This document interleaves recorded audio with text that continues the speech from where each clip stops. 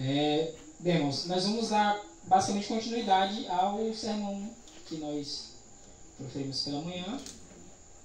E nós vamos continuar a partir do quarto animal, já buscando ali alguns detalhes sobre a questão dos chifres. Tá? Inclusive foi feita uma pergunta pela manhã, que vai ser melhor esclarecida agora pela tarde, tá? Nós vamos estudar então a continuação sobre o tema dos 4 animais. A gente falou dos 4 animais pela manhã. A gente mostrou a correlação que havia e que há entre Daniel 2 e Daniel 7 e também Daniel 8.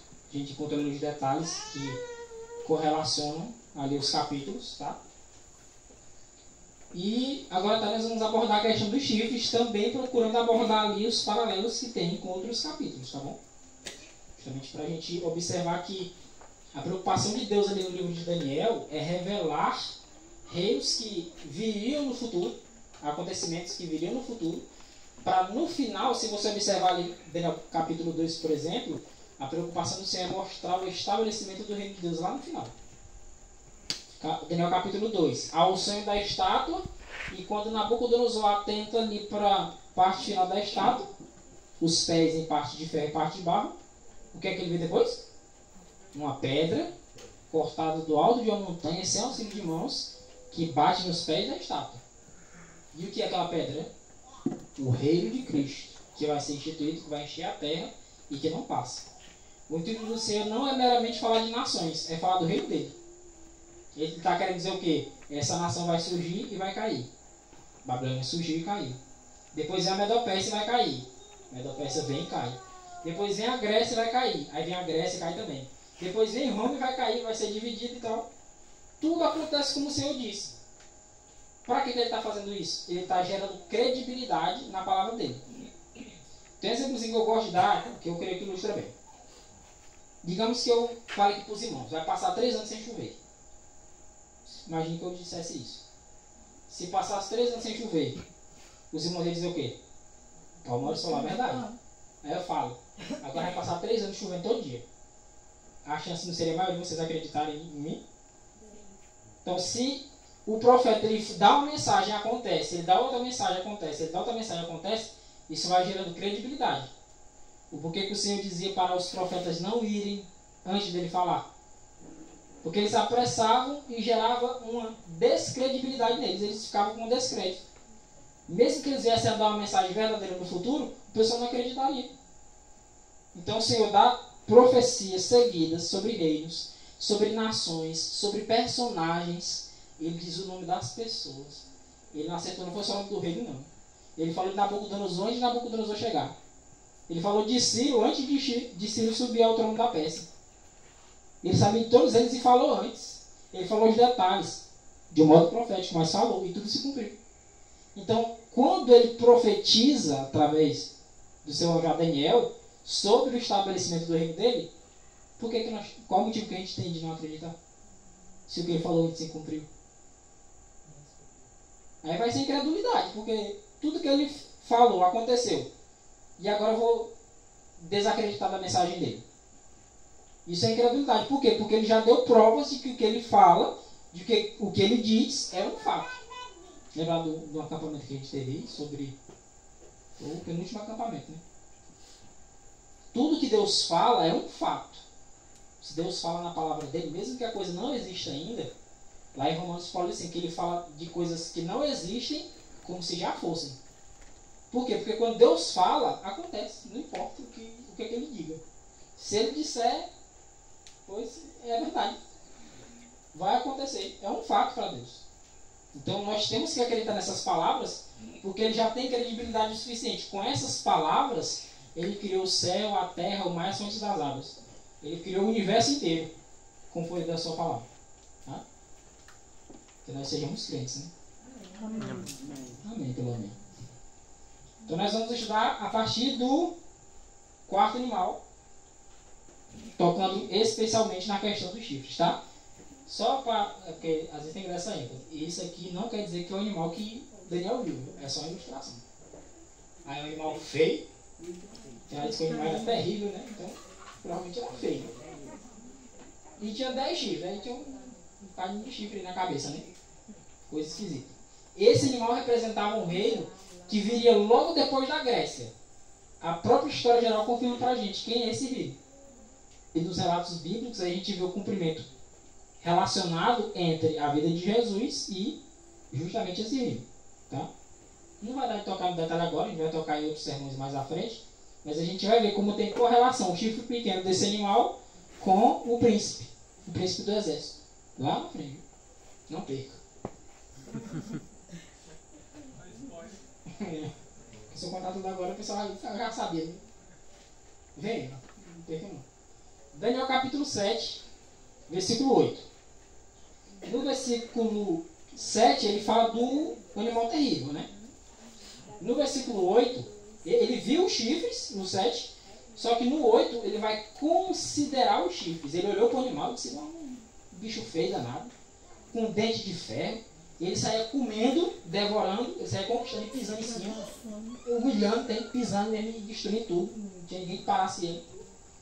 E o profeta viu no seu sonho, lembremos que é um sonho, não era uma visão, era um sonho. Ele estava dormindo. E ele viu então os 10 chifres e ele começou a considerar isso. 10 chifres. Um chifre. Por que será que esse animal tinha 10 chifres? Você acha que o animal tem 10 chifres?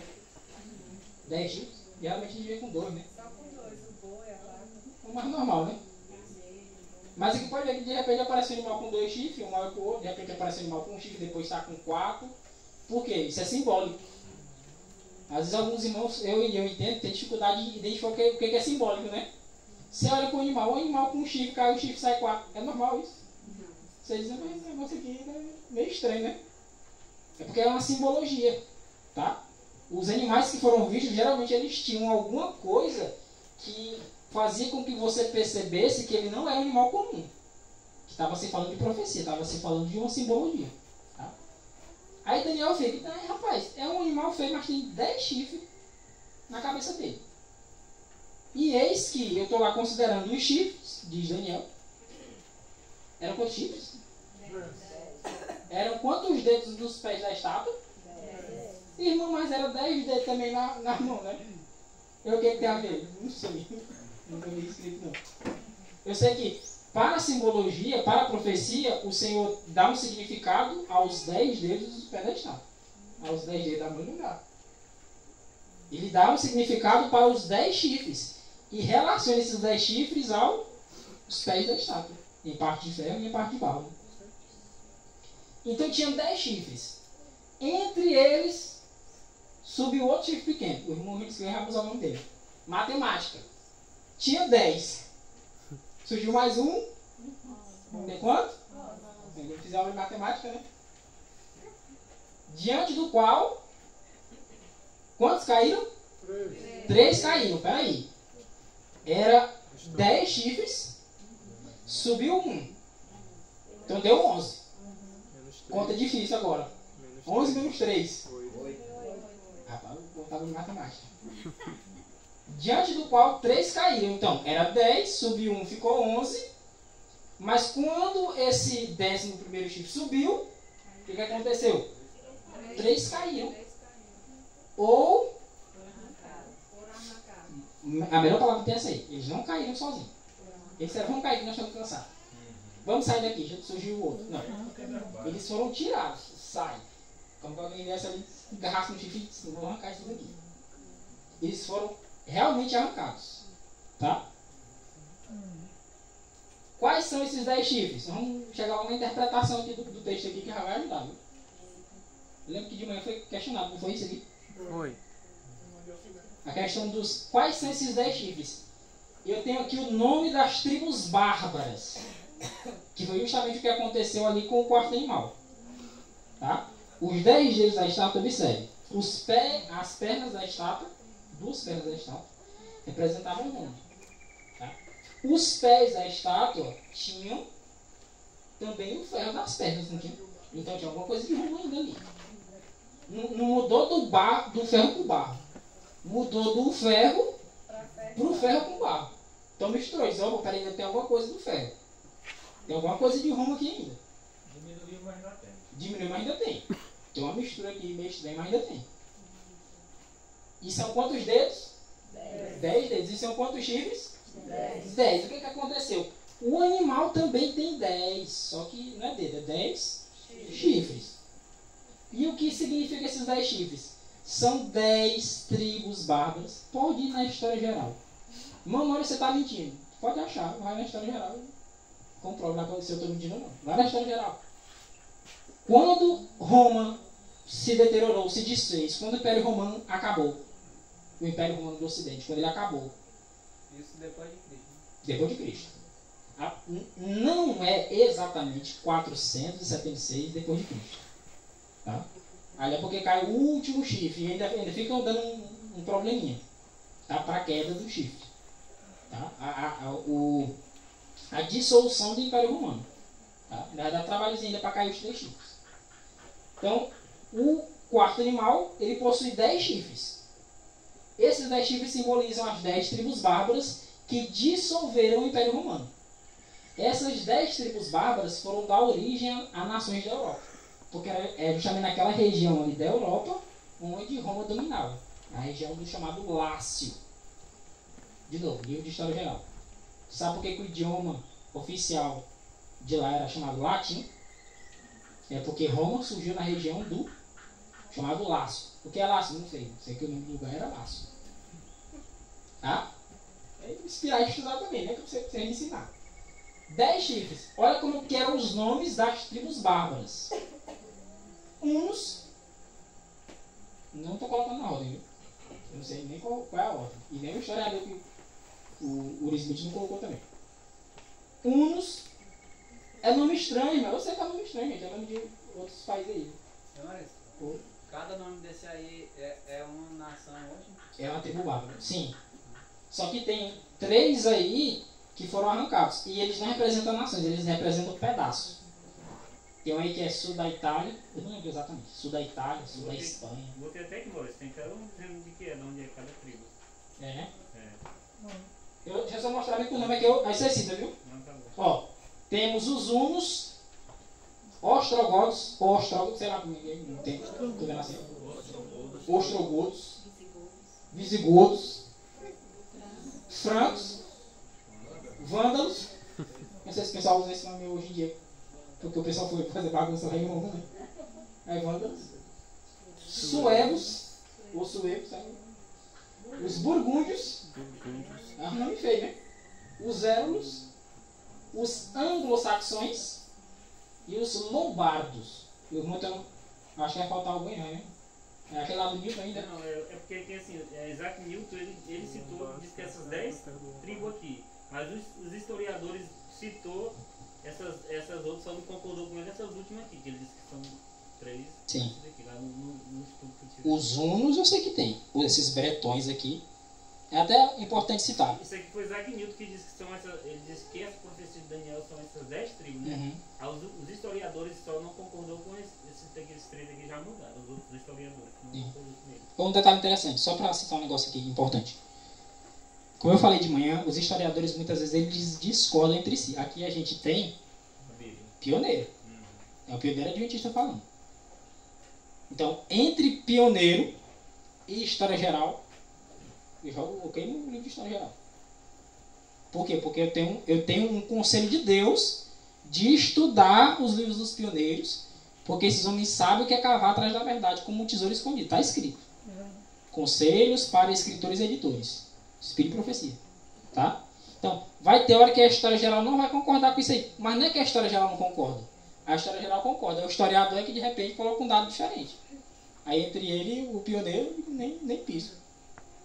Aí detalhe, alguns realmente, os historiadores, eles divergem sobre quais os nomes das tribos bárbaras, quais eram, eles ficam lá discutindo. Então um bota um nome, o outro bota outro. Aí, por exemplo, eu vi Ravenna. Aqui não é mencionado Ravenna. Não, aí no caso aqui, mas aqui esse outro já tirou, botou esse nenhum tá né? Heródoto.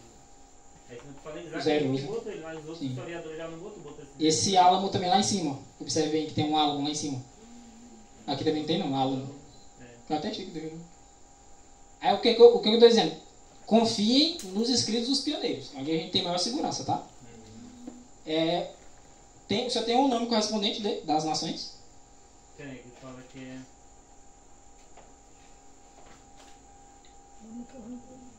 Esse que esse álbum, isso não tem aí, né? Eu não falo aqui. Esse álbum diz que é da Alemanha. Eu falou que não tem lá. Os francos é da França, os burgundos era da Suíça, os vândalos foram extintos, né? Que não botou, foram extintos. Das três tribos arrancadas, né? Sim. Os suevos era de Portugal, dos visigodos da Espanha, os saxões da Inglaterra, os lombardos, né? Da Itália, os herulos, foi extinto também, não botou. Acho que fizeram isso. Resumindo, representam hoje 10 nações da Europa. Interessante. Não estou dizendo que a Europa só tem 10. E de vez em quando o pessoal cria país aí, né? Mas quando o Império Romano foi dissolvido, ele foi dissolvido por essas 10 tribos bárbaras. E essas 10 tribos bárbaras deram início à Europa, deram início a nações nessa região lá do Império Romano. A gente não vai procurar, né, irmão? Vou procurar aqui no rumo aqui do Brasil, aqui, né? Por perto do Brasil, Chile, Equador. Não, é onde tinha domínio lá do Império Romano, tá? E era num local, lembra da coisa? Povoado. Não era local deserto. A América aqui era deserto, 1500 para cá. É deserto. Nesse tempo aí não tinha negócio de América não. Nem nome de América não tinha. Irmão, eu tenho uma dúvida. Essas 10 tribos eram de dentro de Roma, do Império Romano? Elas faziam parte do Império Romano ou tipo eles foram lá, foram invadindo e foram... Justamente fizeram o quê? Fizeram uma insurreição. Elas eram sujeitas. Eram sujeitas ao imperador. Tinha sido conquistado. Isso, era sujeita. O que há é uma insurreição contra. Tipo uma revolução. Isso.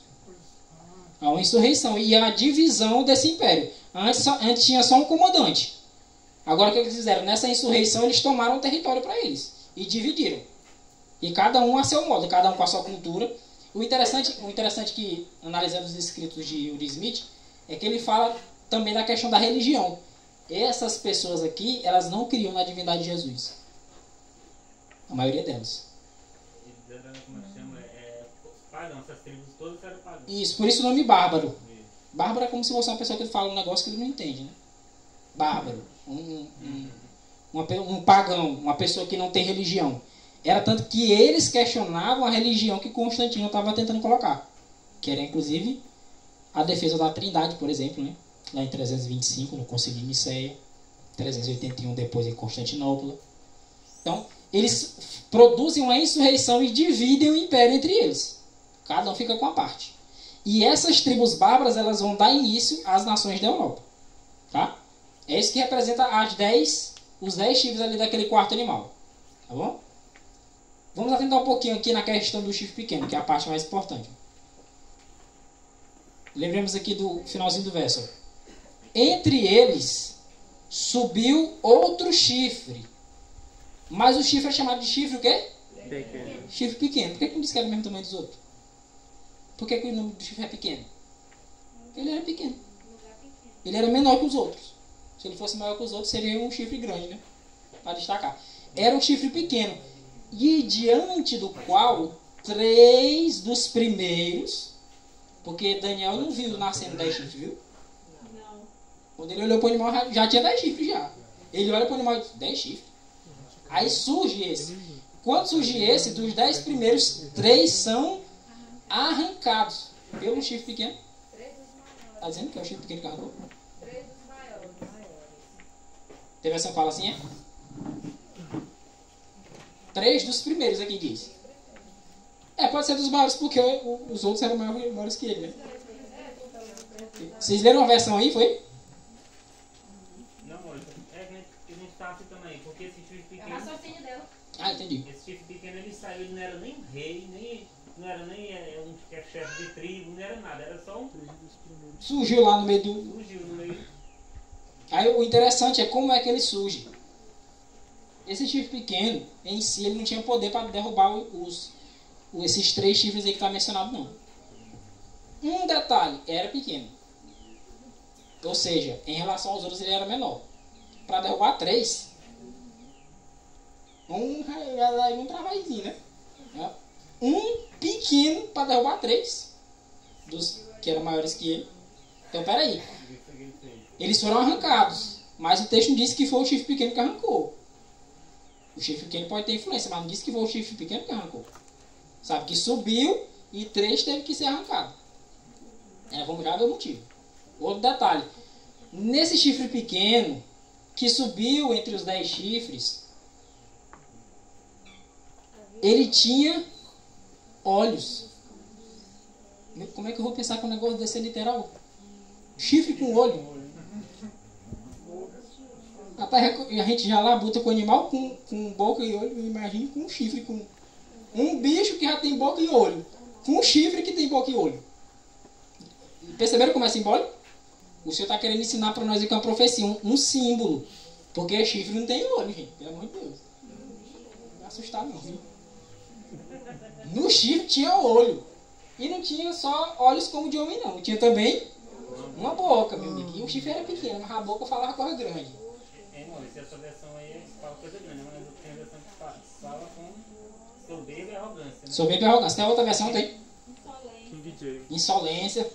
Porque essa versão aí fala coisa grande. A pessoa não fala nada. Coisa grande, né? Pode ser coisa boa, né? Coisa grande não quer dizer que é ruim, né? Mas essa daí é uma das 10 características do chifre pequeno que tem. Falava com muito orgulho, achei a versão aqui, Maurício. Vamos ver bem que Apocalipse 13 que a gente encontra que encaixa certinho. Apocalipse capítulo 13.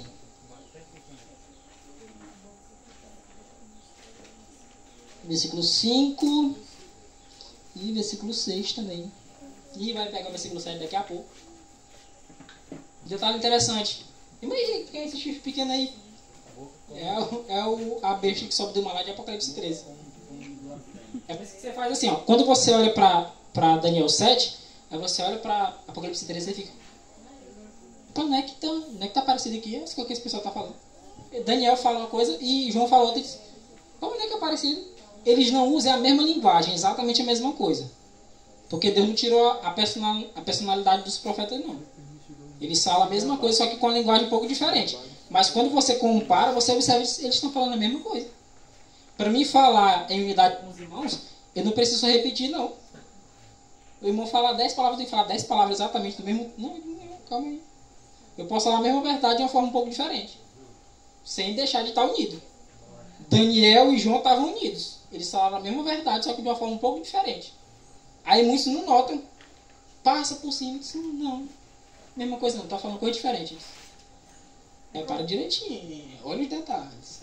Irmão, por causa da diferença de época também a linguagem era diferente, né? Então mudava alguma coisa assim, mas com o mesmo significado. Igual hoje, a gente para mandar uma mensagem dizendo você, não escreve só o VC. VC. Quer dizer também o você, né?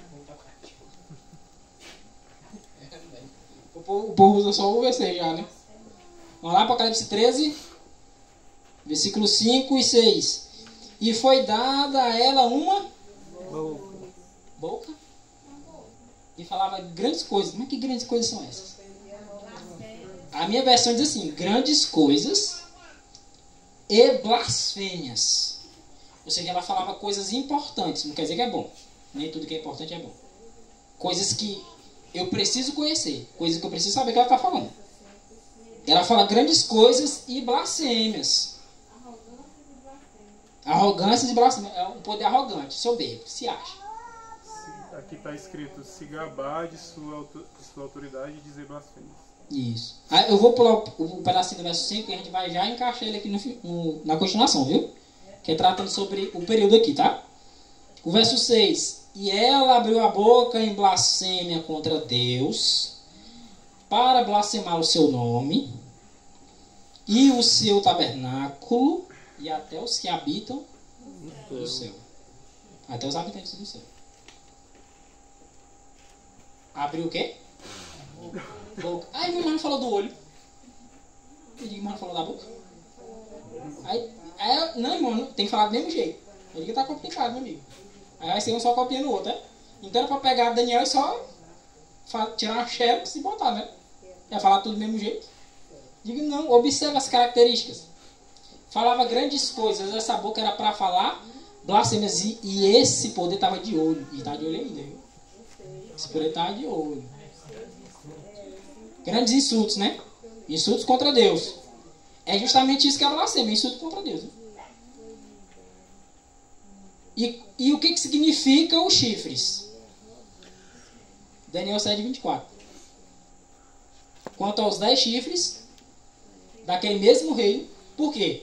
Daquele mesmo reino? Porque o chifre estava num animal. Certo? Daniel 7:17 diz que os 4 grandes animais são 4 grandes reinos. Certo? E o chifre estava no animal. O chifre não estava sozinho. Não estava flutuando. Estava no animal.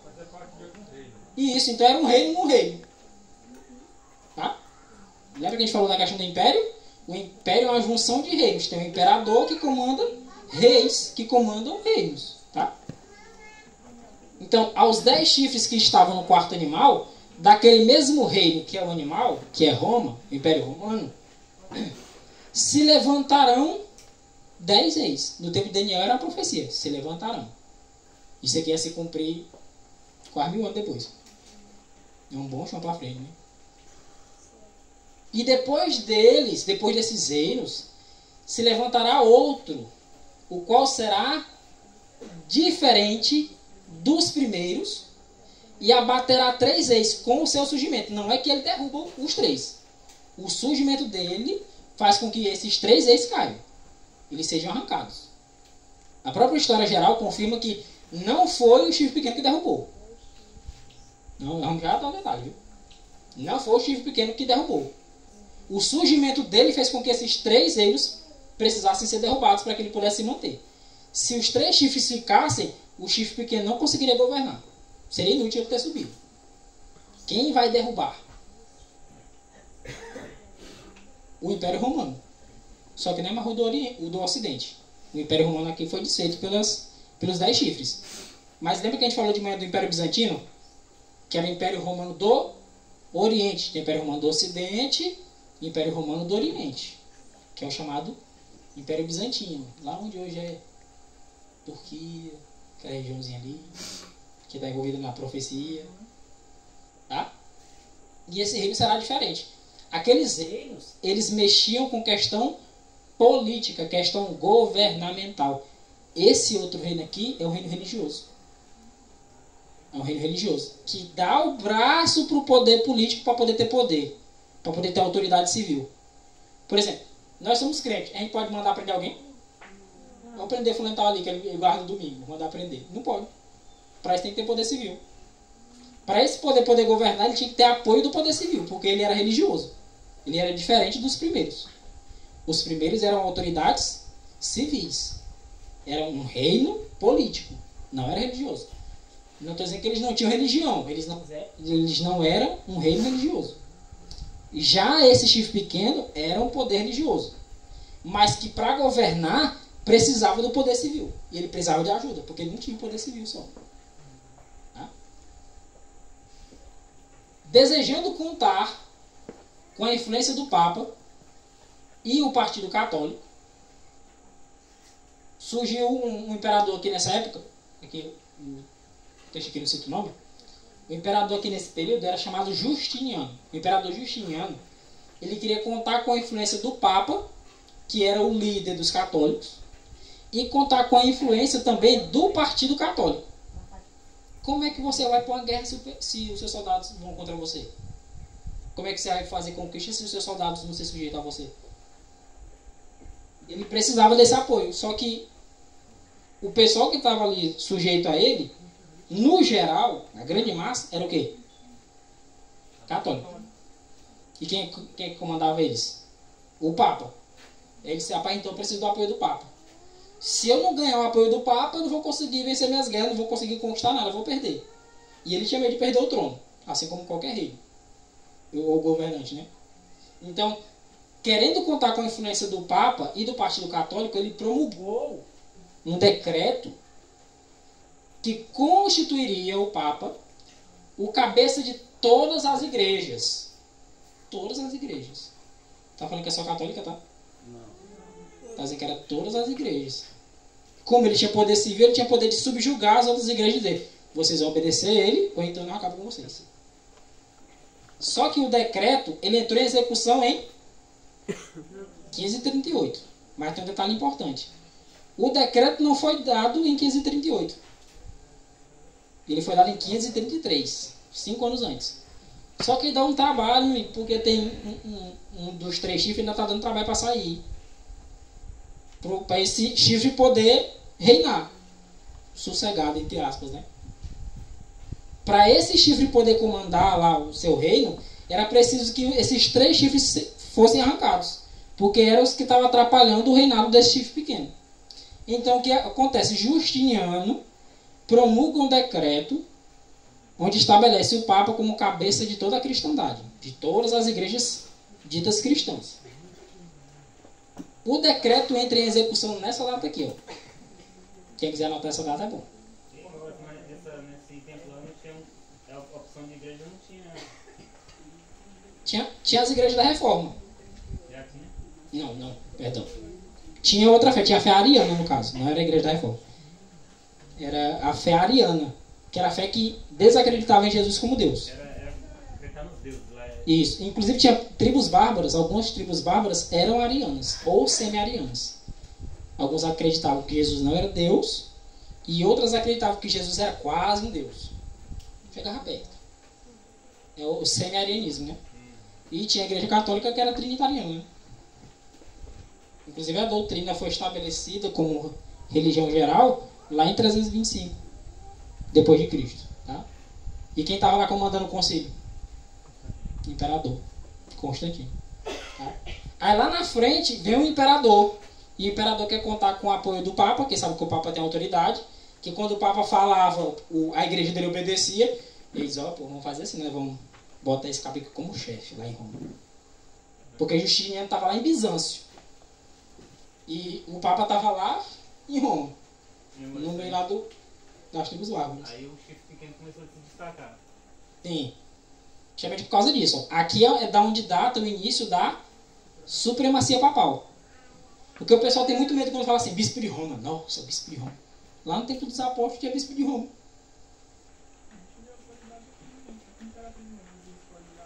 Tem bispo. O que acontece? O que era um bispo, pelo menos no sentido bíblico, né? O que é um bispo? Imagine, vamos pegar aqui uma igreja central. A Imperatriz tem uma igreja central, é da igreja adventista, né? Tem um pastor que é geral da cidade.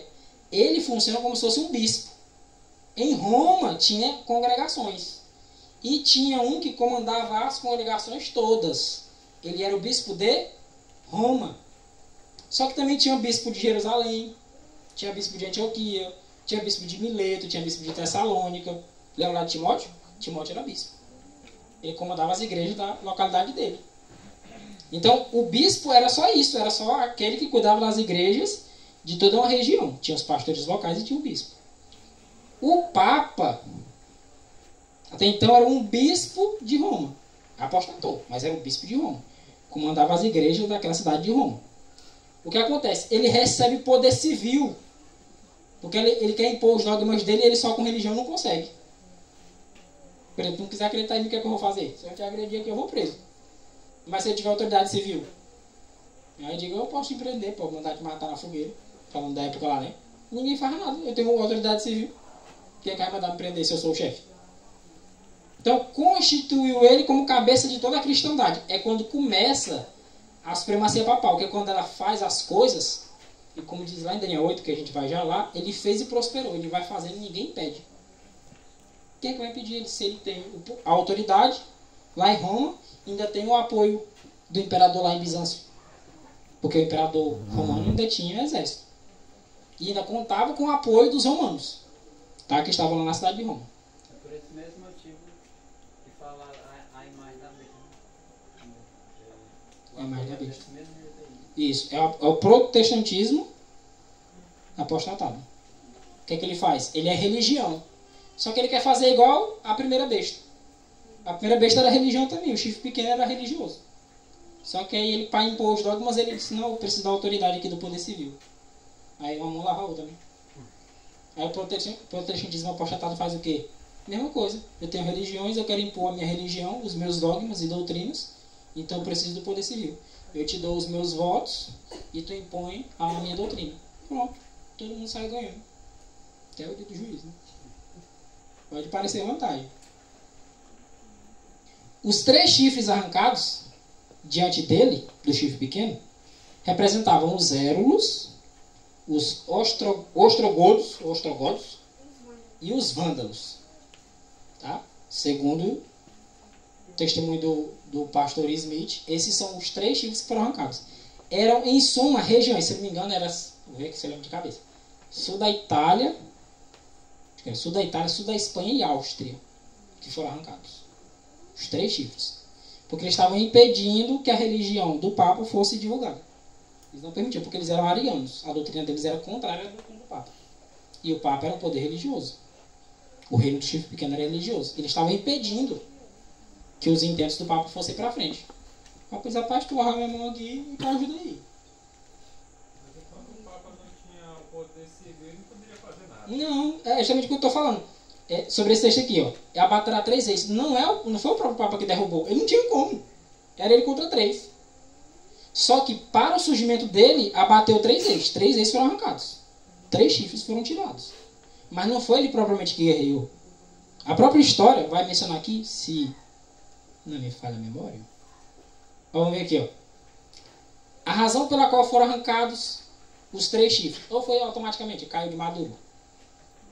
Teve um motivo para o chifre ser arrancado. Eles não concordaram. Eles Não concordaram. com as regras do Papa. Isso. E Maurício, Oi.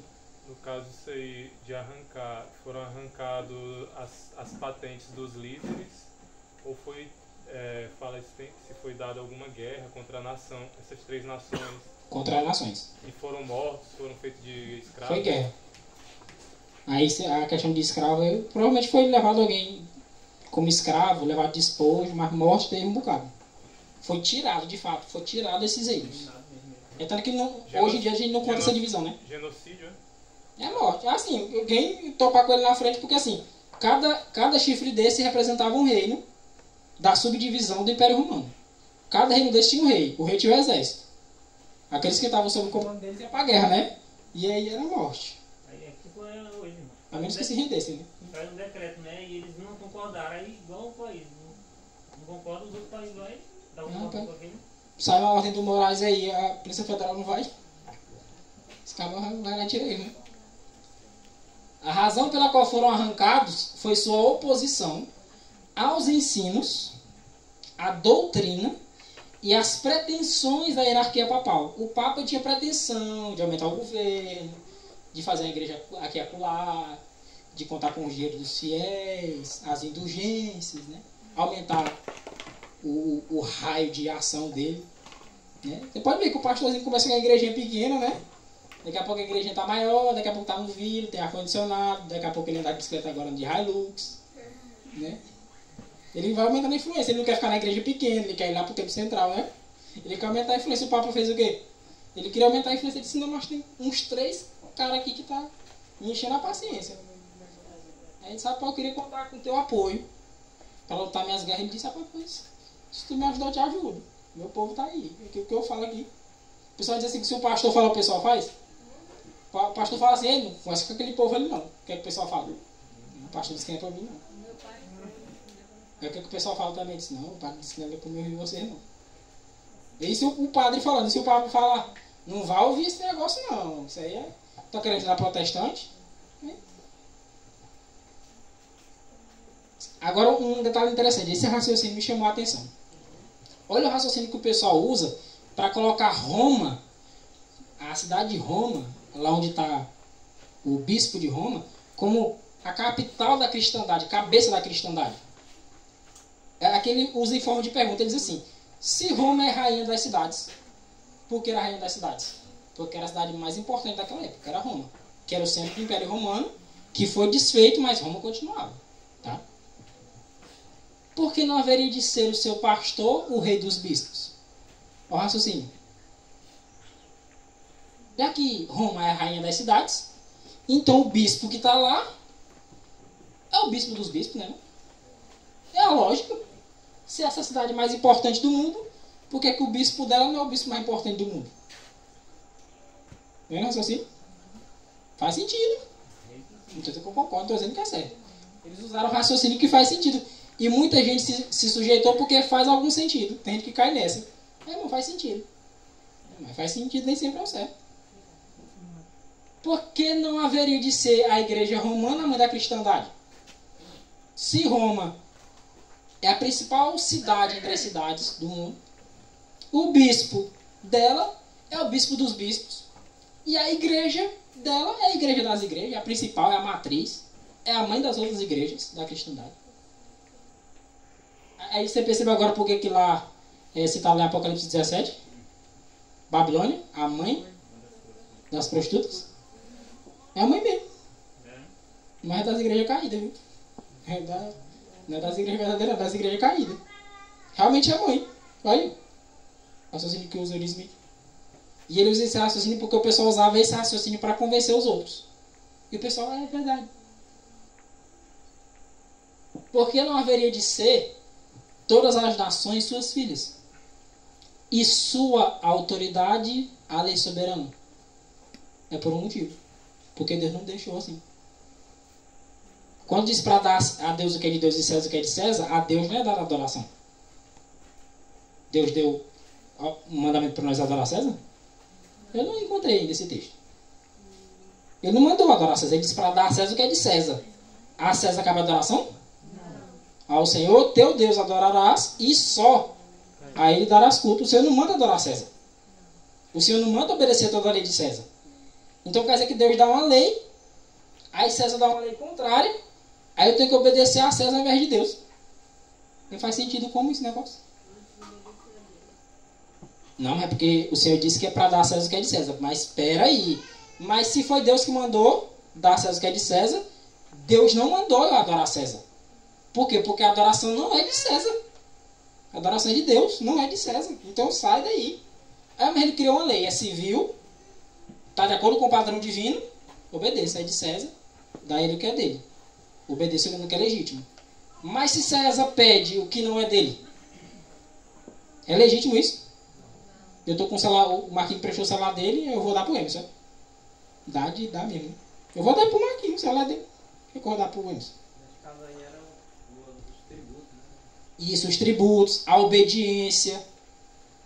Tem a obediência no sentido civil, dentro da jurisdição do governo civil, é cabível.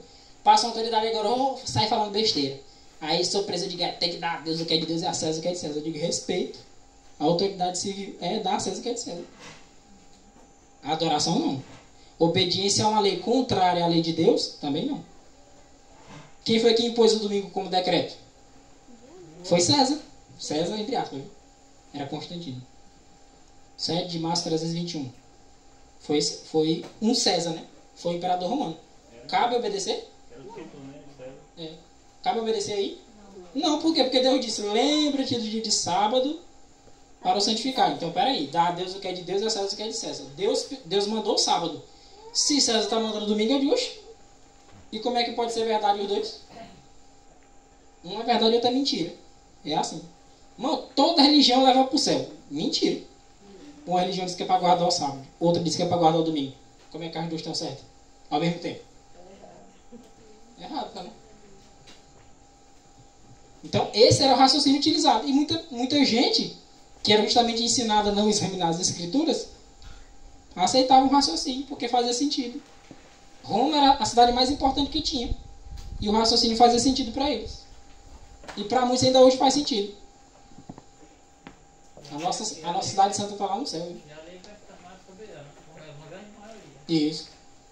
O pessoal está sujeito, amigo. Isso aí o pessoal vai obedecer essa lei e vai correr atrás dos que não se sujeitam.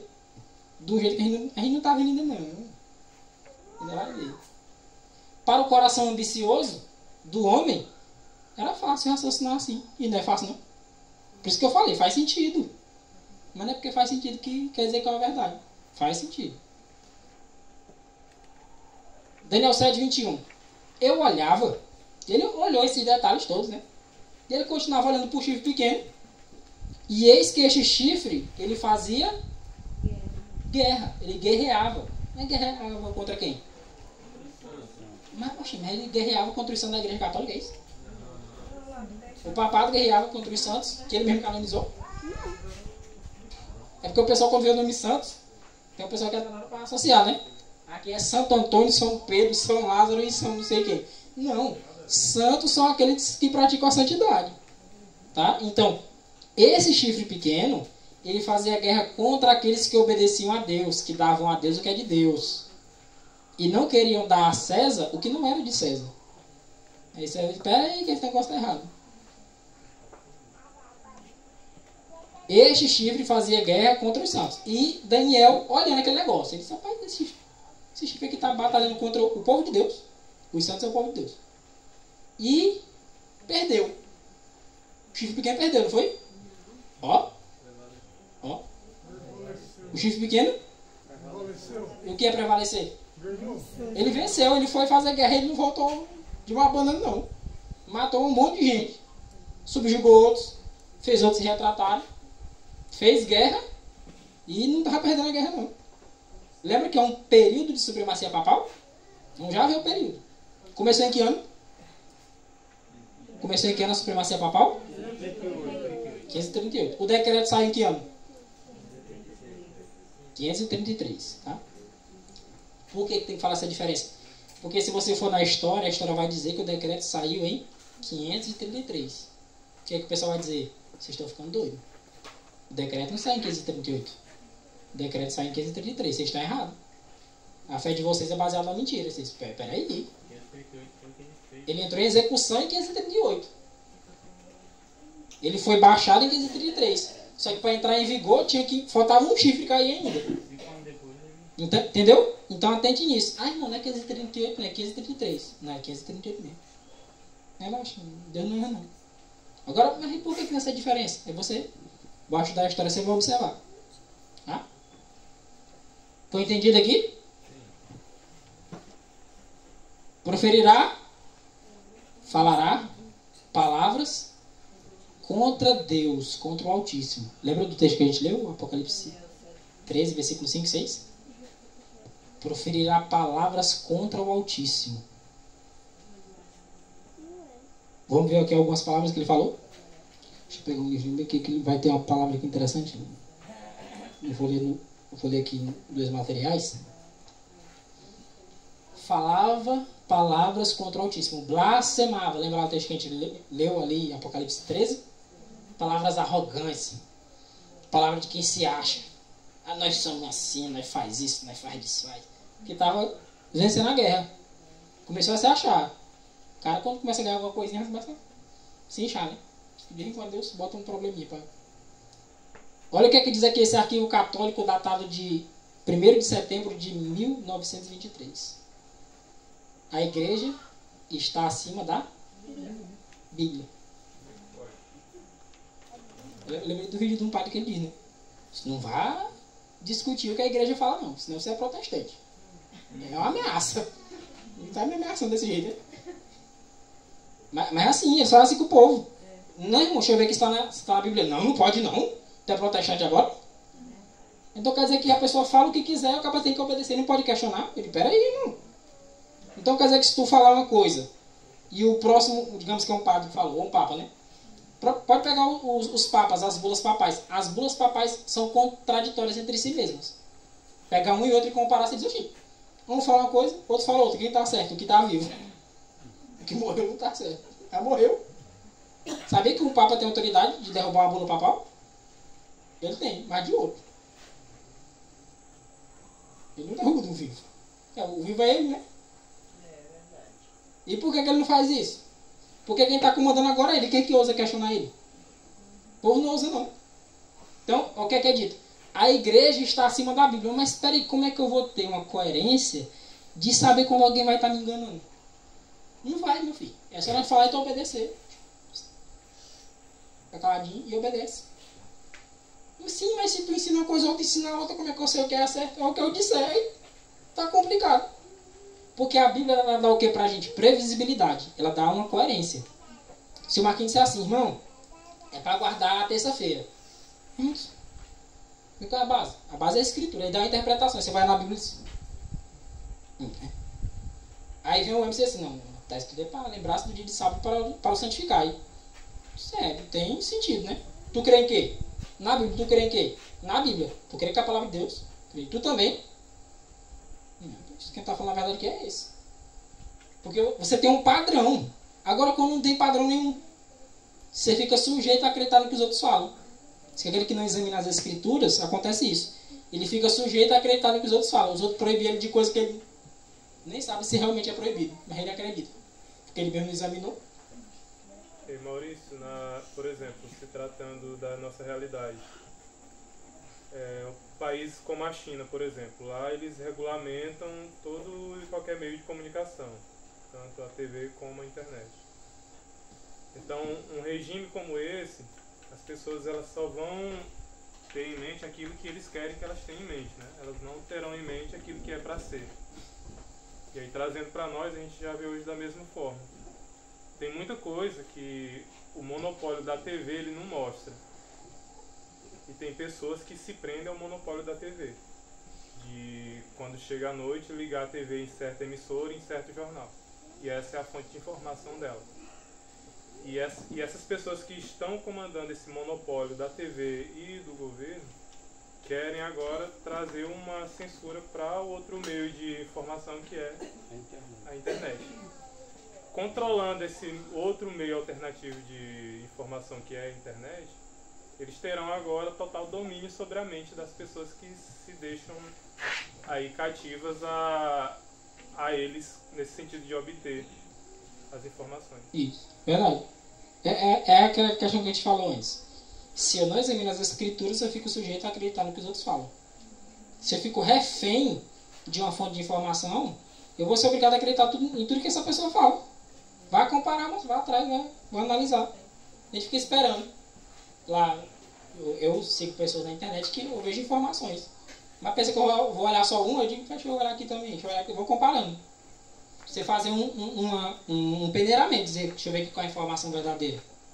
É assim como se o Marquinhos prega uma coisa. Eu vou ter que dar uma peneirada, eu digo, eu vou ter que procurar aqui o que é a verdade que eles estão falando. Não vou ficar só ouvindo também, não. Eu tenho que aprender a comer com as minhas mãos e dizer, rapaz, eu vou. Tá bom, Marquinhos, você citou o texto, eu vou agora examinar. Os bereanos faziam assim, até com o Paulo. Nem aconteceu comigo. Quando os irmãos na igreja, chegou mandava coisa cheio de tudo assim, né? E ficava mas rapaz, eu mostro no escrito mesmo e eu disse, não, agora pronto. Os irmãos me ajudavam, né? Dizia uma coisa e ele lá dizia outra, e agora aconteceu, como preparar o rosto lá. Aí eu estudei e eu vi realmente para a verdade. Tem umas coisas que acontecem que a gente pensa que é ruim, né? Rapaz, dia fulano tal, uma pessoa me apertou a pular que eu fiquei sem saída. Agora eu estudo. Pronto, serviu.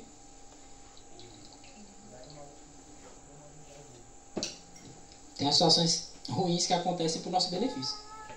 A gente que não percebe na hora, que a gente acha ruim. Então, olha esse arquivo e diz assim, a igreja está acima da Bíblia. Não é a igreja católica que ele fala aqui, viu? Duvido que é a igreja protestante. E se fosse a igreja protestante também está errado. E essa transferência da observação do sábado é a prova desse fato. Quem foi que transferiu a guarda do sábado para o domingo? Igreja católica. E por que os protestantes aceitam? Já que é protestante. Mostra uma prova na Bíblia que teve mudança. Um texto. Não vai citar texto que tem domingo na Bíblia, tem o nome domingo. Ou o primeiro dia da semana, que aí não vale também, né? Tá aqui o nome domingo, eu digo. E o que é que tem? Tá escrito mês de setembro, mês de. E o que é que tem a ver? Agora se a gente ficar o mês todinho. Eu tenho que observar o que é que o texto bíblico está dizendo. Houve uma mudança e a igreja se coloca acima da Bíblia, acima do próprio Deus, ao fazer essa mudança que Deus não mandou. Qual a evidência que eu tenho? Cadê na Bíblia a ordem para essa mudança? Alguma? Paulo diz assim, Gálatas 1:8 e o verso 10. Ainda que nós mesmos, ou um anjo do céu, venha até vós e vos pregue o evangelho que vale deste, seja maldito. Pode chamar de maldito. É maldição. Moça, arrede. Tem que ter minha mãe. O Papa, The Catholic National, julho de 1895. Americano, né, pelo jeito. O Papa é não só o representante de Jesus Cristo, ele não só representa, mas também é Jesus Cristo. Misericórdia. o texto provavelmente um jornal católico, The Catholic Nation, Católico Nacional, está dizendo que o Papa é Jesus Cristo. Só que, assim, oculto sobre um véu de carne. Entendeu? É uma mistura de espiritismo com blasfêmia, tudo junto.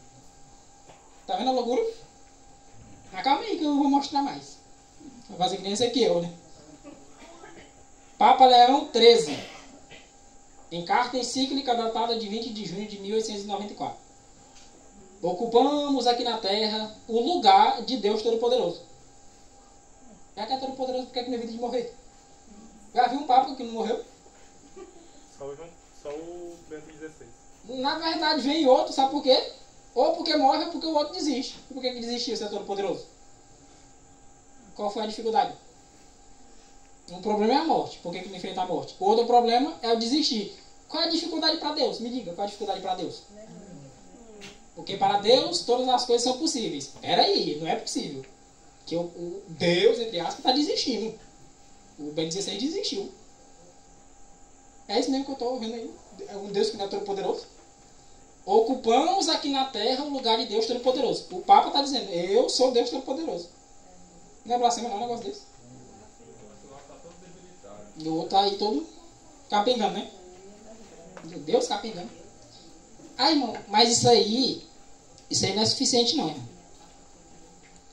Agora deixa eu ver se eu abro aqui um textinho. Eu lembro um texto bem que eu também coloquei do Papa Leão XIII.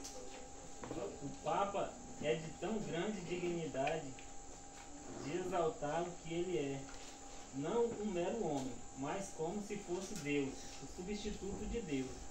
O Papa é tão grande autoridade e poder, que ele pode modificar e explicar e interpretar as leis divinas, o que quer que seja que Deus ou o Redentor faça. O vigário pode fazer sem nada contrariar. Isso aqui é um dicionário eclesiástico, tá todo. Eu peguei essas coisas. É só loucura. Eu lembro lá do texto que fala blasfêmias, grandes coisas, arrogâncias, insultos. Esse aqui é uma das 10 características que eu tenho aqui do chifre pequeno.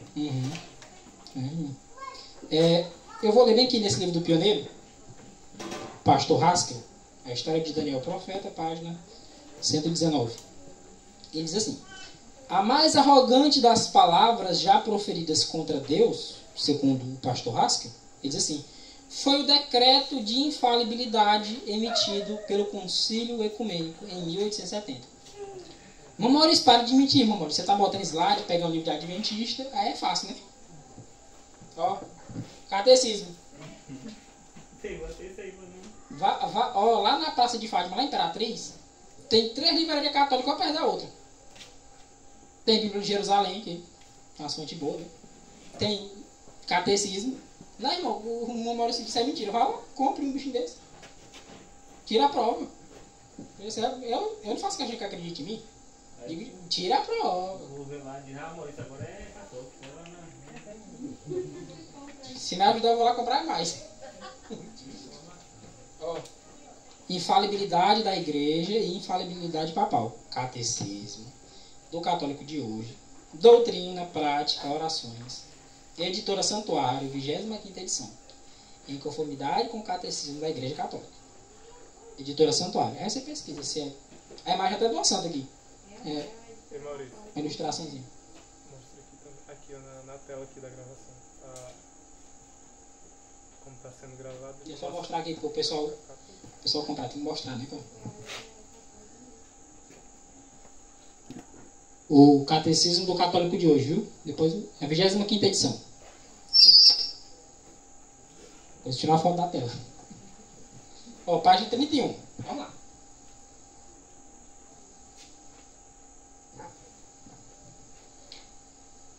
Falando da infalibilidade da igreja, do Papa, e não é só da igreja do Papa não, dos bispos também. Tá aqui. O Concílio Vaticano II diz: esta infalibilidade, o que é infalibilidade? Infalível, não falha, não erra. Esta infalibilidade, da qual quis o Divino Redentor. Quem é o Redentor? Jesus Cristo, eu quero saber onde foi que ele botou aqui. Ele vem buscar a igreja irrepreensível. Amém ou não amém? Amém. Mas está dizendo que nós já somos irrepreensíveis? Não. Cuidado. Da qual quis o divino Redentor estivesse sua igreja dotada, é a infalibilidade de que desfruta o Romano Pontífice. Quem é o Romano Pontífice? Papa, é chamado de Sumo Pontífice, tá? O chefe do colégio dos bispos, em virtude de seu cargo. Ou seja, enquanto está no cargo de Papa, se ele sair no cargo de Papa, ele não é mais infalível. Mas se ele estiver no cargo de Papa, se ele pegar um bandido lá no meio da rua e botar no cargo de Papa, virou infalível. É o cargo, é o que deixa a pessoa infalível. Virou pastor, virou santo. Não peca mais, é assim? Faz sentido o negócio desse? Não tem como, né? A infalibilidade prometida à igreja reside também no corpo episcopal. O que é o corpo episcopal? É os líderes da igreja, os bispos. Quando, como o sucessor de Pedro, exerce o supremo magistério, o ensino da igreja. Infalibilidade. Tá aqui, página 31 do Catecismo do Católico de hoje. Pedro foi bispo de Roma? Foi. Foi bispo de Roma. Ó, faz sentido, não faz? Querido. Faz sentido, mas nem tudo que faz sentido é do jeito que ele escreveu. Ah, nós vamos pegar o catecismo de novo, viu? Tem mais coisa. Aqui o controle. Tá, agora passa ligeiro. Pedro foi o bispo de Roma que guardou o sábado, né? Oi? Pedro foi o bispo de Roma que guardou o sábado. Aí o outro veio e disse pra guardar o domingo.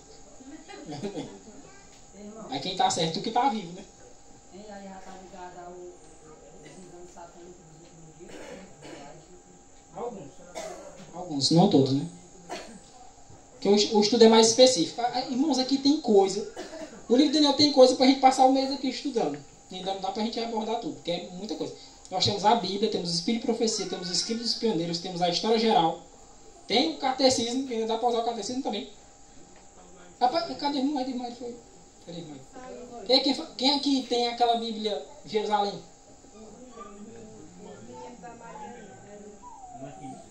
Minha da Marinha? Ei, Machado? Trouxe não? Alguém trouxe a Bíblia Jerusalém? É, pra ter trazido da minha católica. Eu tenho duas católicas lá em casa e não trouxe nenhuma. Você trouxe não, irmão? Eita, irmão. Era pra mostrar a prova, moço. Essa aqui é? Jerusalém? É. É glória, traga aqui, irmão. É porque eu trouxe um bocado de livro, aí trazer. Pronto, acordou. Então, segura aqui, por favor. Destruirá os santos do Altíssimo. Outro detalhe. Primeiro detalhe, proferirá palavras contra o Altíssimo, contra Deus. Nós vemos aqui algumas palavras e olhamos no próprio catecismo. Outra parte de Daniel 7,25, outro detalhe do chifre pequeno. Ele destruirá. Tem uma versãozinha que fala assim, magoará, vai deixar eles magoados. Não, não é magoado não, moço. É destruir. É matar. É tirar a vida. Tocar fogo, cortar. Tá? É magoar, ele deixa assim um sentido meio duplo, né? Ele fica magoado, fica triste. Aí ele ficou triste comigo. Por isso aí. Vamos chegar. Papa Martin. Interessante, geralmente o Papa não usa o nome dele, ele usa uma espécie de codinome. É como os reis persas no trono. Geralmente eles não utilizavam o nome deles, usavam, por exemplo, a Açoeiro como o nome no trono, né? Eles têm aí, ó, tinha o Papa Leão 13, é porque já tinha o Leão 11, o Leão 10, o Leão 9, o Leão 8. Tem um cara de Leão. Olha o que diz aqui, o Papa Martin para o rei da Polônia, em 1417 a 1431. Irmão, eu acho que isso é mentira. Pesquisa. Pode pesquisar. Até que Dario também até chegou até o terceiro, era assim? O nome dele, na verdade, era outro. Era outro nome, né? Geralmente, esse nome era o nome que ele usava no trono. No trono. Tá? Qual é o interesse do Papa? Ele escreve uma carta e diz assim, sabei que o interesse da Santa Sede, ou da Santa Sé, a sede lá de Roma, Vaticano, e os de vossa coroa, do reino, vos impõe o dever de fazer o que com os hussitas? Magoar? Deixar eles tristes? é exterminar, né? Matar. No popular, né? Assassinar, cometer homicídio. Tem os hussitas, né? Hã? Os hussitas eram seguidores da doutrina de John Huss. Ou John Huss, né? Chamados os hussitas, viu? Fez bem o irmão aqui perguntar. Inclusive que ele foi morto, né? Tem um filme dele aí de graça no YouTube. John Huss. Pra assistir. Portanto, Tem no YouTube. enquanto ainda há tempo, dirigir as forças do seu exército, o rei da Polônia, até matar essas criaturas. Portanto, enquanto ainda há tempo, eu repeti, foi? Não. Foi. Enquanto ainda há tempo, dirigir vossas forças contra a Boêmia, matai, popularmente falando, matai, não é maguai não, fazer desertos por toda parte, sai matando o povo. Deserto é o que? Matou o povo. Deixa o deserto. Sabe aquelas terras desoladas? Babilônia tinha uma profecia que dizia que Babilônia ia ficar desolada. O que era isso? Sem gente. Sabe o que era que tinha nas casas? Bicho. Hiena. Bicho lá, dentro da casa. Significa que não tem ninguém, né? Tudo é espírito desse papo aí. Essa carta aqui para o rei da Polônia. O que ele diz? Porque nada seria mais agradável a Deus. Deus vai ficar muito feliz se você fizer isso. Diz ele, né? Nem mais útil a causa dos reis que o extermínio dos seguidores de John Huss, dos reformadores. Esse pessoal que bate contra a nossa doutrina. Irmão, se alguém quiser discordar de mim, pode discordar. Agora eu vou matar a pessoa porque discordou de mim. Essa aqui é a mente de um crente, de um cristão. Tu concorda comigo não, Marquinhos? Não, vou te matar então. É assim que Jesus age. Atos dos Apóstolos, página 541. Diz que o espírito de Satanás é o espírito que compele os outros, que força. Uma coisa é eu pregar a mensagem, outra coisa é eu tentar empurrar a goela abaixo. Quem é que acha bom comer a pessoa empurrando a comida? Ninguém. Nem se a comida for boa, não é bom. Não é? Mas é verdade. Agora você vai ter que engolir de um jeito ou de outro. Não. Não quer não, isso? Certeza? Tá bom, filho. Já estão tentando colocar em vigor, aí, por exemplo, uma lei que proíbe você, supostamente, de xingar políticos. Automaticamente parece uma coisa bonita, né? Só que o que eles querem, na verdade, é se, por exemplo, o Maurício é o prefeito e baixar um decreto dizendo que, por exemplo, as mulheres agora vão ter que abortar, né? E eu simplesmente chegar e falar assim, Maurício, eu não concordo contigo, não é xingar, né? Mas já será um motivo para eu ser preso. Só discordando. Pode discordar. Abre de investigação contra o cabo, sabe porque o cabo discorda no Twitter do Moraes, né? Discorda de Vossa Excelência e pronto, não está sendo investigado. Né? Mas essa perseguição não vai acontecer não. Eu digo, moço, abre os olhos. Cuidará em mudar os tempos e a lei. Tinha uma Bíblia católica chamada Bíblia Pastoral. Ela tem uns desenhos bem rústicos na frente. É tipo aquele desenho de rabisco que a gente fazia antes, né? Faz um homem, aí você fazia a bolinha, aqueles... Né? Desenhou um homem. O desenho é tipo assim, é um pastor guiando as ovelhas. Bíblia Pastoral. Se você for procurar, procure uma da capa preta, que talvez vai estar com aquela capinha transparente, para conservar, né? E procure Daniel 7:25. Eu tinha uma dela e dei para uma amiga minha. Aqui, nessa versão, ela dizia assim, e cuidará em mudar o calendário e a lei de Deus. Porque mudar a lei acontece toda hora, né? Congresso Nacional faz emenda todo dia. Todo dia revoga a lei, bota uma lei, a outra legislatura tira aquela lei, faz outra. Mudança de lei tem em todo lugar. Não se espante. Lugar que não colocou aborto como lei vai botar. Na King James, descriminalizar a droga. Na King James está dizendo alterar o calendário, as festas religiosas e as leis. Calendário, né? A questão, o ponto principal é essa questão aqui da lei. Aí a lei de Deus. Tá vendo como o Senhor não deu todo esse poder para ninguém? Eles vai ter um poder que vai querer mudar a minha lei, a lei de Deus. Daniel viu esse chifre pequeno cuidando e fazer isso. O que é esse cuidar aqui? Ele estava se esforçando, ele estava de olho ali e disse, rapaz, nós temos que fazer alguma coisa para mudar esse preceito aqui, que esse preceito está acusando a gente. Ele estava cuidando, não estava parado não. Os tempos, o mês agora é o mês de 31, é o mês de 29, é o mês de 28, é o mês de 30. É uma bagunça danada. O dia começa meia-noite, Quando o dia começa, a gente já está dormindo. Já. Né? E o Senhor colocou, o dia começa, a gente vai estar acordado para cultuar o Senhor. Não. O dia começa a torta direita. Lá, eu vou ver se eu não erro aqui a data, viu? Se eu errar, desculpa aí e me corrija. Acho que é 1582, 3, por aí. Então eu vou procurar a fonte. Em outubro, no mês de outubro, para eles fazerem a correção do calendário solar com o calendário lunar, eles excluíram 10 dias do mês de outubro deste ano. Tá? Quando deu quinta-feira, dia 4, que chegou a sexta-feira, em vez de ser dia 5, era dia 15 já. Eles engoliram 10 dias. Do mês, não foi da semana. Dia 4 era uma quinta, dia 15 era uma sexta, o dia da semana. Foi só mantido. Ficou do mesmo jeito. Foi só mantido o dia da semana. Isso. O dia do mês foi tirado, mas o da semana não mexeu não. Deus não deixou. Mas houve essa mudança, foi tirado. Muitos dizem que aí o sábado se perdeu. Eu digo, não. Dia 4 era uma quinta, dia 15 era uma sexta. E dia 16 era um sábado. E dia 17 era um domingo, enfim. Continuou. Do mesmo jeitinho o ciclo. Mas eles cuidaram em mudar os tempos e a lei. A forma de contar, os meses. Quando é que começa o ano? Biblicamente o ano começa no mês de Abib, né? De março para abril, na lua nova de março para abril. Aqui começa quando? Em janeiro. O nome dos meses já são nomes idolátricos. Tudo, praticamente, que o pessoal fala hoje tem a ver com idolatria. Tudo eles mudando. Cuidaram em mudar os tempos, mas o principal, cuidaram em mudar a lei de Deus. Não, irmão, não faz isso não.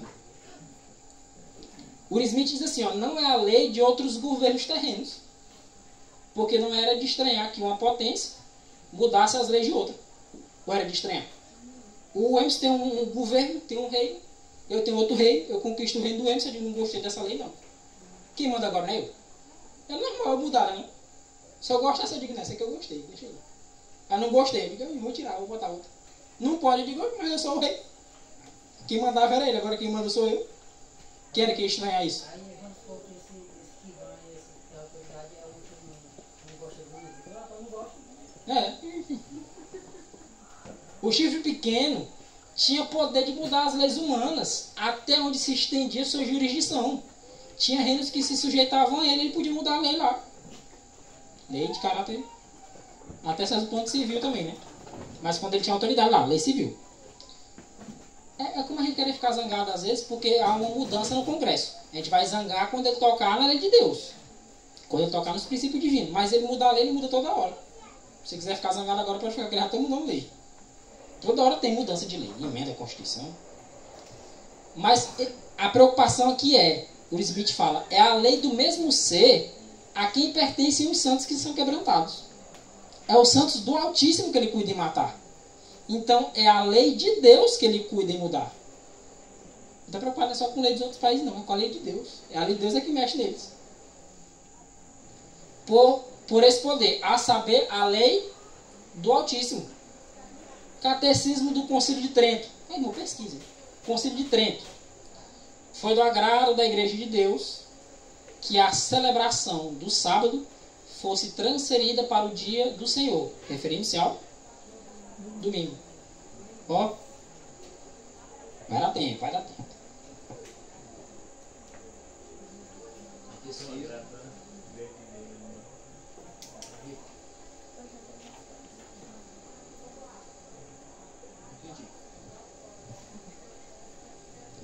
Bíblia Católica, irmão, por favor. Êxodo 20.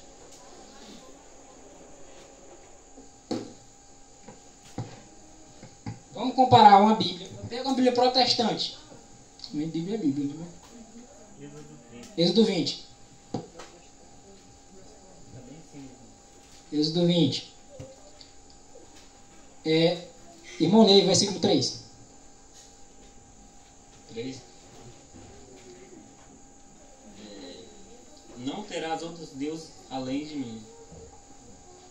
É a Bíblia, é a King James, é a Bíblia chamada protestante, né? A Bíblia católica, a Bíblia Jerusalém. Irmão, não sei se é católica, vai lá na livraria católica e procure a Bíblia King James. Não vai achar não. Vai procurar Jerusalém.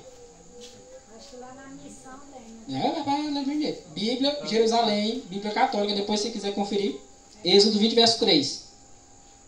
Não terás outros deuses diante de mim. Oxi. E não está diferente não, né? Eu já Não. sei. É uma protestante ou católica. Por que está igual? Agora vamos pegar o catecismo. Bíblia católica, catecismo. Mandamentos da lei de Deus são a extensão dos 2 grandes mandamentos. Não estou lendo mandamento ainda não, viu? Os 3 primeiros mostram a você como amar a Deus. 3. Vamos mudar assim. Os outros mostram como amar o próximo. Primeiro mandamento: amar a Deus sobre todas as coisas. É bom, né? Amar a Deus sobre todas as coisas. Mas o primeiro mandamento não diz assim. A lei de Deus não está assim. Nossa, irmão, é só isso aí a gravidade? Não, calma. Pega o segundo mandamento aí. Pega só o primeiro versículo, a gente já vai entender um pouquinho. É verso 4. Não farás para ti nenhum ídolo, nenhuma imagem esculpida, nada que se assemelhe ao que existe lá em cima, nos céus ou embaixo na terra, ou mesmo nas águas que estão debaixo da terra. Aqui é o segundo mandamento. Aí vai do verso 4 até o verso 6, né? Tá bom, isso aqui é a Bíblia protestante, né? Como é que diz a Bíblia católica? Verso 4. Não farás para ti imagem esculpida de nada que se assemelhe ao que existe lá em cima nos céus, ou embaixo na terra, ou nas águas que estão debaixo da terra. Alguém vê alguma diferença aí? Eu só vi a palavra imagem e ídolo diferente só. Que é sinônimo. Bíblia protestante e Bíblia católica. Bíblia católica, catecismo. Catecismo. Isso. Segundo mandamento aqui do catecismo. Não tomar seu santo nome em vão. Eu não entendi por que a Bíblia católica diz uma coisa e o catecismo diz outra. Ninguém enxergou a incoerência aqui, não? Não dá? Não fica bem na cara. Eu já fui trabalhando na igreja, já peguei a Bíblia dele lá, já passou a Né? Bíblia católica é diferente da nossa. Nossa. Tem um acréscimo daqueles 7 livros lá, né? Macabeu, Judite, Tobias, Eclesiastes, Sabedoria de Salomão, Baruque. 7 livros a mais. Mas observe isso aqui. A Bíblia protestante fala uma coisa. Atenção. Ó, a Bíblia protestante, King James, fala uma coisa. Provavelmente a Bíblia dos irmãos que fala a mesma coisa. Eu só peguei essa aqui como padrão. A Bíblia católica, Bíblia de Jerusalém, fala a mesma coisa, com palavras um pouco diferentes. O catecismo fala totalmente o oposto. Oxi. O segundo mandamento aqui é não farás para ti mais escultura. Na Bíblia católica. Na protestante também. E no catecismo, qual é o segundo mandamento? Não tomar seu santo nome em vão. E quem é que tem autoridade para mudar a lei de Deus? Nós estamos mudando. E a profecia já dizia, vai cuidar e mudar os tempos e a lei de Deus. Esse aqui. Oi.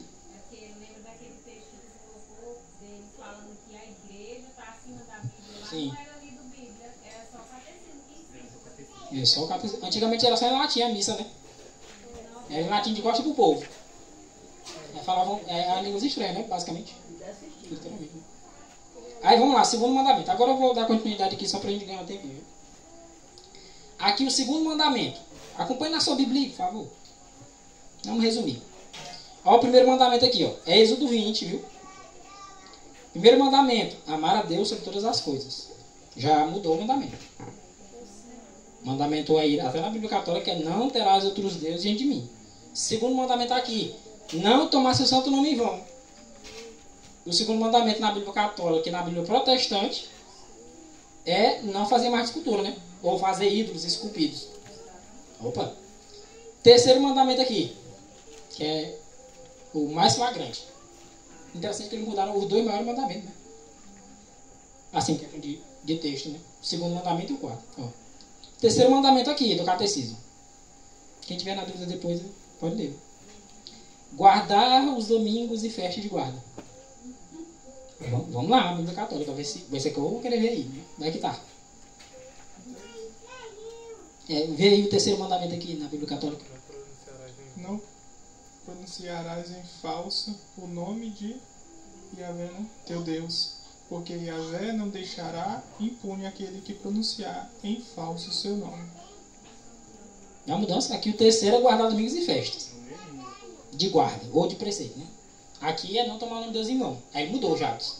Aqui já não tem o mesmo mandamento das imagens, tiraram. Aí caiu, né? É igual tirar um bloquinho. Mas qual é o quarto mandamento aí? Tem algum mandamento falando de domingo aí? Tem? Na Bíblia Católica? Como é que diz o próximo aí?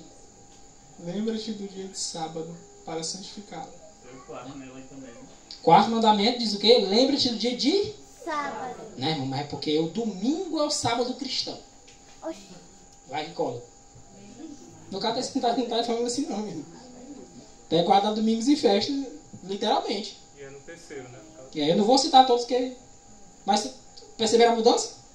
É evidência aqui. Catecismo. De novo, não acredito em você, irmão. É só ir lá na Livraria Católica, peça o catecismo. Você perguntar para um padre e falar o 10 mandamentos, eu não sei se ele vai citar o da Bíblia ou do catecismo. Uma vez uma amiga minha, uma amiga da Tainara, sobrinha do Machado. Esqueci o nome daquela pequenininha. Ela foi perguntar para mim, irmão, quais são os 10 mandamentos? Que eu perguntei para o padre, e o padre disse que o mandamento do domingo não está na Bíblia, não. Ele falou, mas o que foi que esse padre falou? Foi, estava na catequese, eu perguntei, e digo, oxi, não precisa pregar muito não, que o padre está ensinando já. O padre falou. Disse, não, minha filha, não tem negócio de guardar domingo na Bíblia, não. Procure. Pode pegar na Bíblia Católica. Não tem. E qual é a dica para guardar, irmão? Eu digo, sábado, como é que eu sei? Eu digo, aqui. Aí eu digo, tu tem a Bíblia lá na tua casa? Tenho. E era uma Ave Maria. Ah, o nome da Bíblia. A edição. Pega aqui Êxodo 20. Aí eu digo, lê aí. Eu vou nem triscar na Bíblia para dizer que eu não mudei nada. Ela foi ler, estava do mesmo jeito. Lembra-te de sábado para santificar. Aqui é a evidência da mudança.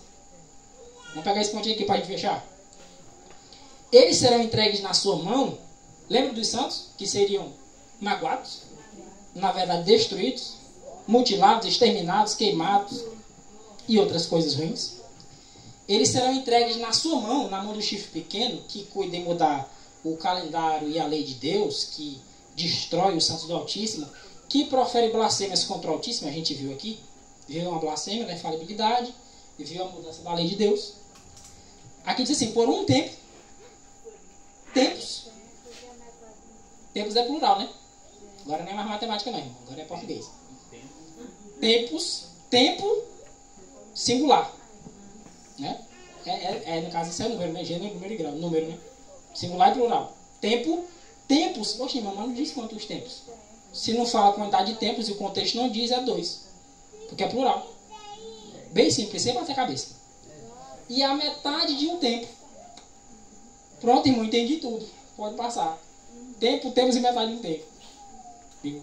Maurício, mas quando se depara com essa questão aí de um tempo e tempo, que é a metade do tempo, se a gente pegar e nessa bagunça que tem os meses do ano, essa profecia não bate não.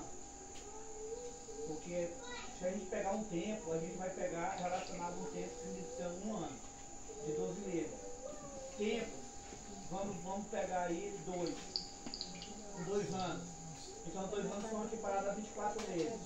Somado com um tempo que é de 12, ele já vai para quanto? A 36 meses, não é isso? E a metade do tempo corresponde a 6 meses, que ele vai dar 42 meses. Se nós pegarmos e multiplicarmos isso daí, ele vai cair num total de 1.260 dias. Se parado com anos, ele vai dar 1.260 anos. Mas se nós pegarmos a cronologia hoje, que está os meses do ano, não dá certo. Porque você pode ver que cada mês, ele correspondia a 30 dias. E hoje você tem mês de 29, hoje você tem mês de 30, 31, aí não dá certo. E justamente por isso a mudança, né? Para ficar difícil identificar. Verdade. Bloqueou. Vamos só ganhar tempo aqui que a gente vai fazer a Santa Ceia. Então, tempo, tempos e metade de um tempo. A versão que o irmão Edu mostrou aqui, ela diz direto. 3 anos e meio. Batida. Provavelmente é a linguagem de hoje, né? É a linguagem de hoje? É uma tal de NTLH. É, nova tradução linguagem de hoje. Tempo, tempos e metade de um tempo. Daniel 11:13 diz que essa expressão tempos é utilizada como um sinônimo de... Não, estou resumindo, viu? Daniel 11:13. E ao fim de tempos, isto é de anos. Então um tempo é um ano, 2 tempos. Tempos é 2 anos, tem a versão que fala 2 tempos. E metade de um tempo, metade de um ano. Então dá 3 anos, 1 mais 2, 3, mais a metade, 3 anos e meio. Dá 42 meses, como o irmão já especificou, 42 meses vezes 30 dias, que é o mês do calendário bíblico, dá 1260, né? Essa versão aqui já fala 3 anos e meio. 3 anos e meio. Qual é essa aí? Bíblia Jovem, né? Adventista, é?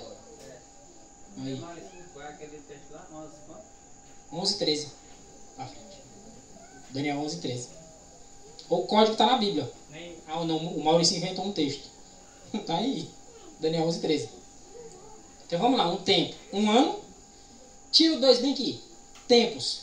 É plural. Se o contexto não diz quanto é, 2. 2 não é plural. 2 tempos, 2 anos, meio tempo, meio ano. Dá 3 anos e meio, ou seja, 3 anos e 6 meses, né? 3 anos e 6 meses dá 42. Pega os 1260 e divide por 30. Vai dar bem aqui, ó. São 42 meses de 30 dias. 1260 dias. Tá? Aí o exemplo aí. Qualquer coisa pode bater na calculadora. Que aqui, quando Deus falou. Alguém pega aí, por favor, números 14 e 34. Vamos aplicar aqui agora um princípio chamado princípio profético de ano. Muito interessante. Números 14 e 34. Em profecia, dia é ano. Tá? O símbolo é dia. Mas a literalidade é um ano. O símbolo é um animal. A literalidade é um reino. 34. Segundo o número dos dias que expiaste a terra, a saber, 40 dias, levarei sobre vós as vossas iniquidades, por 40 anos. Um ano por um dia. Esse princípio profético, eu não vou esticar aqui, senão não vai dar tempo. Eu recomendo que os irmãos comprem o livro dos Pioneiros tudinho. Eu acho que tem um livro chamado Grande Movimento Adventista. Lá tem um relato de um irmão chamado Dr. Josias Litt. Ele trouxe a interpretação da quinta e da sexta trombeta. Ele aplicou o princípio profético de ano. E as pessoas que ouviram a mensagem dele disseram, se ele acertar, foi 2 profecias de tempo. Todas as 2 eram em dias. Ele aplicou o princípio de ano. Os incrédulos eram assim, se esse homem acertar, ele vai provar para sempre que os adventistas estão certos sobre esse princípio. Sabe o que aconteceu? A surpresa de 0 crentes se cumpriu. Porque quem tem dúvida não é crente, né? Aqueles que creem em Deus, está aí o princípio pronto. Ele disse, vai ser tal tempo. Deu tal tempo as 2 profecias, tudinho. Aí o povo disse, não, como é que eu vou dizer como Deus está mentindo? E ele foi corajoso, que ele não ficou escondido, não. Não conta para ninguém não, viu? Porque se eu errar... Ele falava, era público, que vai ser tal dia, tal mês, tal ano. Pode anotar aí. Aí o povo disse, espera aí, menino. Quando cumprir... E agora o que é que nós vamos dizer? O homem acertou. De novo. Que ele tinha acertado a sexta, a quinta trombeta, a data, e acertou a sexta trombeta também. Ele estabeleceu o princípio profético de ano. Aí o que é que acontece? Lembra lá dos 1260 dias? A gente não viu 3 tempos e meio? Não foi? Que são 3 anos e meio? Convertendo em meses dá 42 meses de 30 dias? Agora vamos converter em dia, para a gente poder aplicar o princípio de ano. Porque não é princípio mês, ano. É de ano, né? Ao princípio de ano. 42 meses de 30 dias. 3 anos e meio dá 1260 dias. Agora vamos aplicar o princípio profético de ano. Partindo de 538. Calculadora. Celular. O celular é bom. Não tem internet, mas tem calculadora. Se eu tiver errado aí, fala, viu? É na calculadora. Não tem como dizer que é ruim de matemática, não, né? Não sei se o Gênesis Clay deixa colar com a calculadora na sala. 538 mais 1260. Dá quanto? Eu estou falando aqui um pouquinho porque a gente já vai encerrar, viu? Deu quanto? Daniel e Apocalipse de Will Smith. No ano de 1798, o general Berthier, comandando o exército francês a mando de Napoleão, que era imperador francês, entrou em Roma e proclamou a república. Aprisionou o Papa e infligiu uma ferida mortal ao papado. Ferida mortal mencionada lá em Apocalipse 13. E o período que encerrou o período de supremacia dele. Disse, não, tu vai matar o meu povo aí, vai fazer o que quiser, vai prosperar, mas não é para sempre não, viu? Não te acostuma muito não. Eu vou te dar 1260 dias. Convertido em ano. Mas quando chegar esse período aí, tu espera que tuas contas tu vai pagar, viu? E deu. Começou em 538. Quando deu exatos 1260 anos, você disse, cheguei. Vim cobrar a conta. É o cobrador não é difícil falhar o dia, né? Chegou o rei e disse, pronto, lá vai. Deus vem em pessoa não. Usou um instrumento para juízo.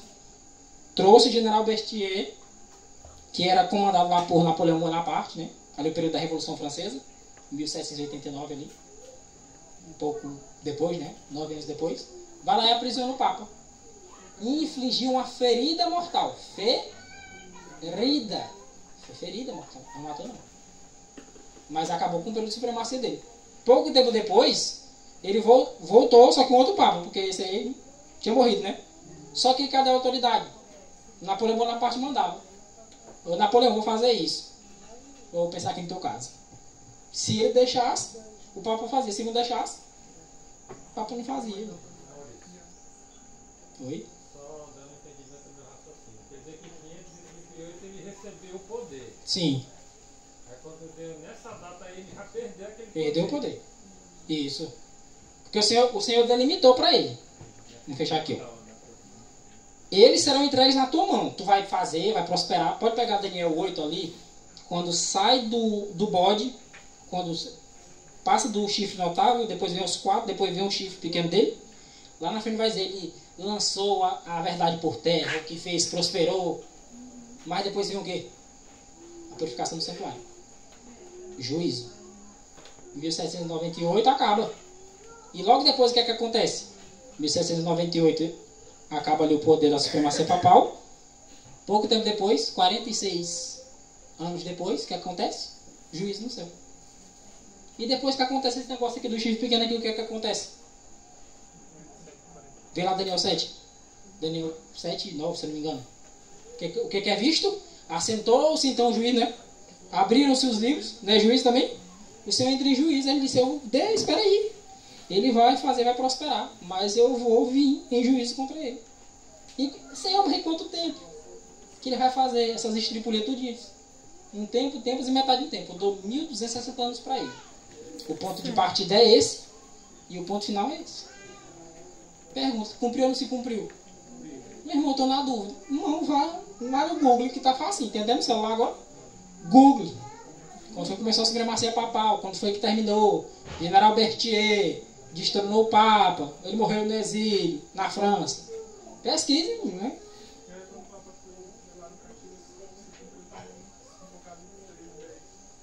Aquele que mata a espada é morto a espada, que leva para cativeiro. Aí tem na tradução também que a ferida mortal foi curada. Isso. Esse daí seria essa ferida mortal não marcando não, né? Não, ela não marca a data da cura da ferida mortal. Mas eu acho que essa data aí não foi quando aquele...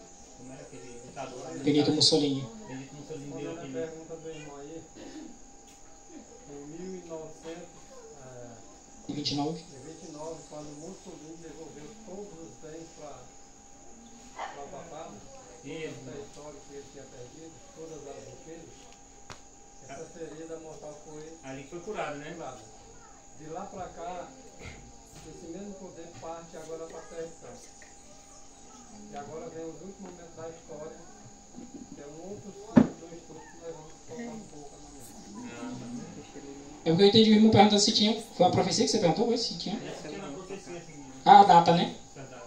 Tem um evento, né? Não tem uma profecia de data falando assim, tal ano que seria restaurado. Mas começou a ser restaurado aí.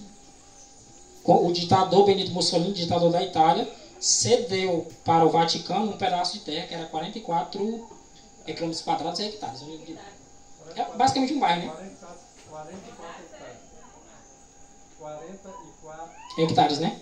De terra. Aí deu pra eles agora aqui nesse pedacinho aí, tu manda. É tanto que lá o Papa é rei e sacerdote.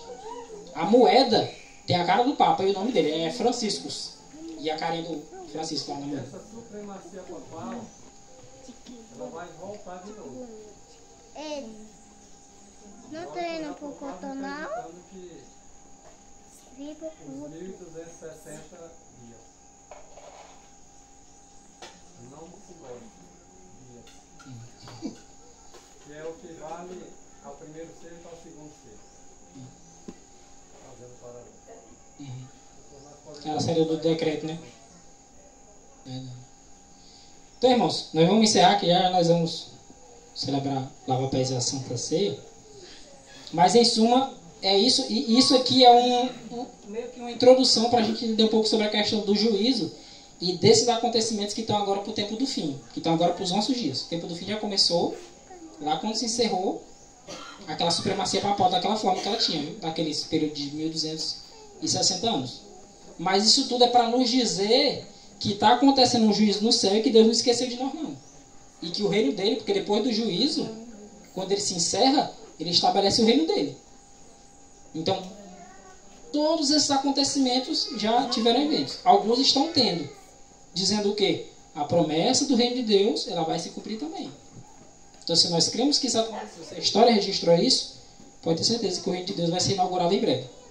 Que nós possamos estar nele, né? Amém?